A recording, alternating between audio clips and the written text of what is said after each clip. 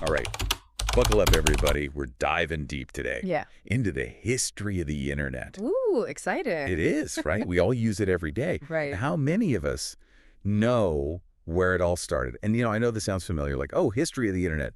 But trust me, we've got some papers, some historical overviews Yeah, that'll surprise you, I think. I bet. Yeah, so we're going to go from like those first few computers to the absolute everything online that we have now. Hmm. And we're going to talk about what that journey means for you, like, today. I think a lot of people have a very, a simplified view of how the internet came to be. Right. And it is really fascinating to look at all the details. Yeah, for example, I always thought the internet was designed to withstand a nuclear attack thing. Oh, That was just a given. Right. Had to be, right? So resilient. Well, that's actually a common misconception. Is it really? Yeah, the internet as it is today is very resilient, sure, but that wasn't the driving force behind its creation. The story begins with a project called ARPANET, funded by the U.S. Department of Defense back in 1969. Wow, so it was like the Cold War and all that. Yeah, that's right.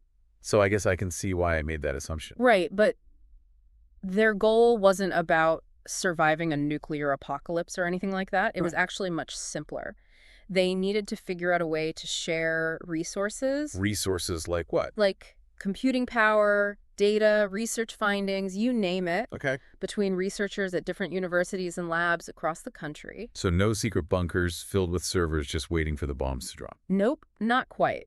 But what they did develop was truly groundbreaking. I bet. ARPANET started by connecting just 4 computers. 4 computers. Yeah. For the whole internet. Yep, just 4. That's wild. It's mind-blowing when you think about how far we've come from that. Yeah, from 4 computers to like billions of devices. Exactly. So how did they scale it up? Like, what was the secret ingredient? The real game changer was a concept called packet switching. Packet switching. Okay, I think I've heard of that, but I don't really know what it is. It sounds pretty technical, but it's actually a brilliant idea. Lay it on me. So imagine you want to send a message, right? But instead of sending it as one big block of data, you break it up into smaller packets, Okay. each one with its own little address label, like a digital envelope. Okay, I'm following. These packets can then travel independently across the network, taking different routes, and then reassemble themselves at the destination. So like, kind of like if you ripped up a letter and mailed each piece separately. Yeah, that's a great analogy. But then somehow magically they all end up back together in the right order. Exactly. It's like a digital jigsaw puzzle. That's so cool. And this approach, pioneered by folks like Paul Barron, Donald Davies, and Leonard Kleinrock, Okay. was absolutely revolutionary. Not only did it make data transmission more efficient, Okay. but it also made the network incredibly resilient. Resilient. Yeah, like tough. So that's why, like, the internet doesn't just crash all the time. Exactly. Because the data can travel along multiple paths. If one part of the network goes down, the information can still get through. It's like having a bunch of backup routes, constantly adapting to find the best way to get the message delivered. That's really smart. Makes it hard to shut the whole thing down, right? Exactly. That's actually one of the reasons why attempts to censor the internet often fail. Really? Yeah, the information just finds a way to flow around the blockages, like water. That's really cool. It's like built-in resistance. It is. And this idea of a decentralized network where no single point of failure can bring the whole thing down was further strengthened by another key decision: building the internet on open architecture principles. Okay. Open architecture. I've heard that term thrown around a lot, but I'm not sure I really understand it. What does it mean? Well, in the context of the internet, it basically means that the internet was designed to be inclusive and adaptable. Inclusive. Yeah, like open to everyone. Instead of creating a closed system controlled by one company or one country, they opted for open standards and protocols. You know, like the rules of the road Okay. that anyone could use and build upon. So it's like the opposite of like a walled garden where everything's controlled by one company. Exactly. And this openness was absolutely crucial for fostering innovation. How so? Well, because it meant that anyone could contribute to the internet's development, whether they were a big corporation or a university researcher or even just a hobbyist in their garage. So it's like a giant collaborative project. Exactly. Constantly evolving and expanding, driven by the contributions of people from all over the world. That's amazing. It's like the internet was built by the people for the people. In a way, yes. And it was the spirit of openness and collaboration that led to the development of some of the internet's most important technologies. Okay, like what? Well, for example, email. Oh, email. Yeah. Like the OG internet technology, right? Yeah, you could say that. Email was born in 1973, and it quickly became one of the most popular uses for ARPANET. 1973. Wow. That's before I was even born. I bet those early emails were very different from what we're used to today. I bet they were, like super formal and serious, right?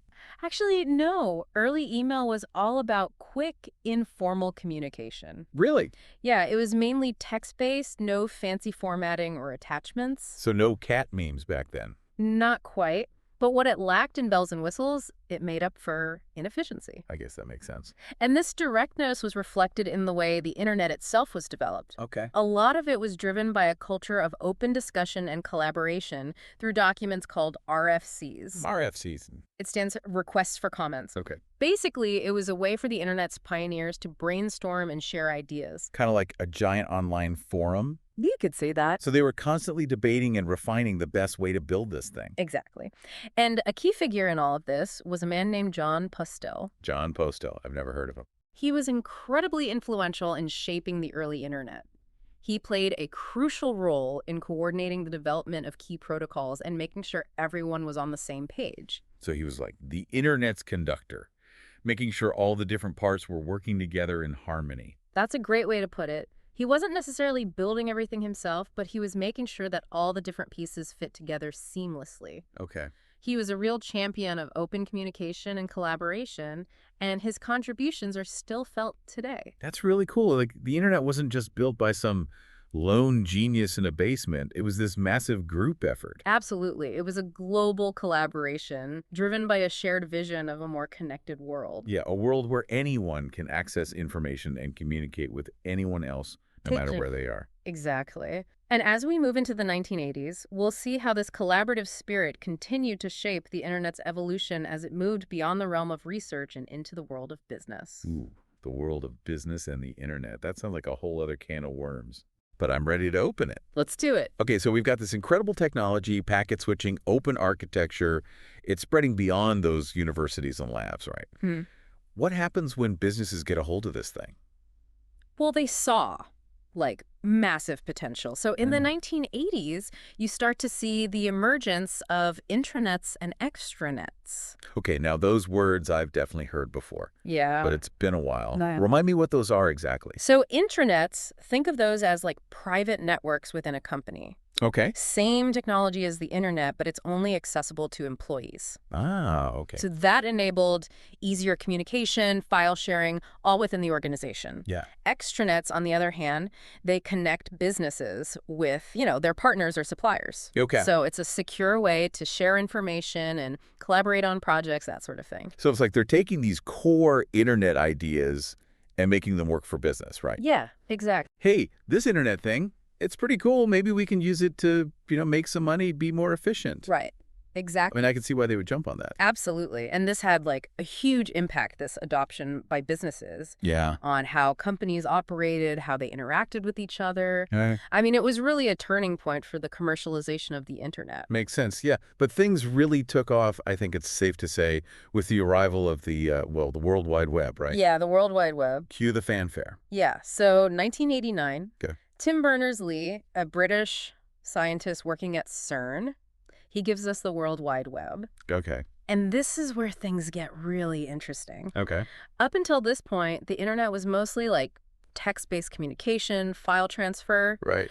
But Berners-Lee, he had a vision for something much more user-friendly. Yeah, like something my mom could use. Exactly, something anyone could use. Okay. So he gives us hypertext, URLs, HTML. The building blocks of like everything online, pretty much. Yeah, pretty much, yeah. Suddenly you didn't need to be a computer expert to use the internet. Right. You could just click on links and be transported to different pages with text, images. Videos. I mean, everything. Later on. Yeah, everything. I remember when Netscape came out, Netscape Navigator. Yeah. And it felt like a whole new world opened up. Oh, yeah. It was like suddenly everyone wanted to be online. Right. It was transformative. And the growth of the web during the 90s was just phenomenal, exponential. It really was. But as more and more websites were popping up, a new challenge emerged. How do you find the information you're looking for? Right. Because it was just this massive, like, explosion of information. Exactly, like a digital haystack. How did anyone find anything back then? Right. And early search engines, they were pretty basic. Yeah. Keyword matching, directory listings, Yeah. But then you have two Stanford students come along with this radical idea. Larry Page and Sergey Brin. Yep, the Google guys. The Google guys. Talk about a game changer. Talk about game changer, yeah. Their insight was that the way websites link to each other could be used to determine their importance, their relevance. Okay. They came up with this algorithm, a really sophisticated one, that analyzed those links and ranked websites accordingly. And Google was born. Yeah, and it quickly became the go-to search engine for almost everybody. Oh, yeah. I mean, who uses anything else? Right. I can't imagine trying to find anything online without Google. No, it would be a nightmare. So we've got Google. We can find all this information. But then, there was another thing that kind of came along late 90s, early 2000s that changed how we interact online. Yeah. Social media. Social media, yeah. Another big turning point. Yeah. And the roots of that, they go back further than you might think. Okay, like when? Like Usenet, IRC. Okay, I vaguely remember those. Yeah, those were text-based platforms where people gathered, talked about shared interests, shared files. Built relationships, yeah. Yeah, online communities. Communities, yeah. I remember those early chat rooms. Yeah. Spending hours in there. It was different, right. Oh, it was so different. A lot less, Polished. Polished, yeah. But there was a real sense of community. Oh, yeah, absolutely. But then things changed, right? Yeah.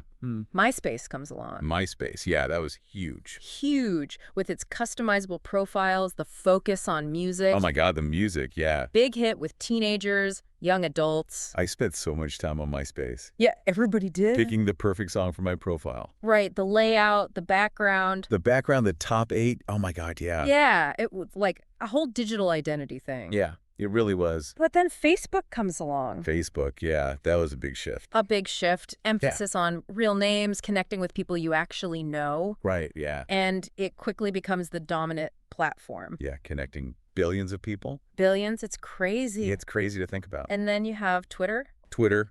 Oh, yeah, Twitter, the land of, 280 characters now? 280 characters. Yeah, everything's happening in real time. Yeah, real time, breaking news, opinions, memes, all of that. All of it. Yeah. And each of these platforms, they brought something new, right? Yeah. And they changed how we communicate, how we consume news, how we connect with each other. Right, absolutely. But they also brought new challenges. Oh, absolutely. And opportunities that are still shaping how we experience the internet today. For better or worse, yeah, social media is a whole other beast. It's a beast, yeah. I think we could do a whole deep dive just on that. Oh, yeah, definitely. But I think it's time to shift our focus to the future. Okay, so we went from, packet switching to the World Wide Web to, social media basically taking over our lives. It's been a wild ride. It has been a wild ride, yeah. But where do we go from here? What's next? What does the future of the internet even look like? Well, if history has taught us anything, it's that the internet is full of surprises, but there are definitely some emerging trends that we can look at that can give us some clues. Okay, so what do you think is coming down the pipeline? What's next for the internet? Well, one of the biggest things is this Internet of Things. Internet of Things, I've heard of that. Yeah, the IoT. IoT, yeah, but what does that even mean? So basically it means that more and more devices are getting connected to the internet. Okay. Everything, your refrigerator, your car, your thermostat, you name it. So everything in my house is going to be talking to each other online. Exactly. That's kind of creepy. Yeah, it can be a little creepy. It's also kind of cool. It is cool, yeah. And it goes beyond just, convenience. Yeah. Think about healthcare, transportation, energy management. Okay, yeah. Imagine smart cities that can monitor traffic flow, optimize energy consumption, self-driving cars that communicate with each other to prevent accidents, that sort of thing. So it's the internet is going to be in everything. Pretty much, yeah. We won't even think about it. It'll just be there. It'll just be woven into the fabric of our lives. It's kind of mind-blowing. Yeah, it really is. So what else? What else is coming? Well, another major force that's shaping the future of the internet is AI. Artificial intelligence. Yeah. I feel like we hear about that all the time now. We do, and for good reason. I mean, it's already being used in so many ways online. Like how? Personalized recommendations when you're shopping, spam filters in your email, that sort of thing. Yeah. But AI is going to become even more powerful in the future. Okay, so like how powerful are we talking? Well, think about like AI-powered search engines. Okay. That can understand not just your keywords, but like your actual intent. Go. Or virtual assistants that can like anticipate your needs and help you manage your life. So it's like the internet's going to know me better than I know myself. It's possible, yeah. That's a little scary. It can be, yeah. It's important to think about those ethical implications, as AI gets more sophisticated. We need to make sure it's being used responsibly. Yeah.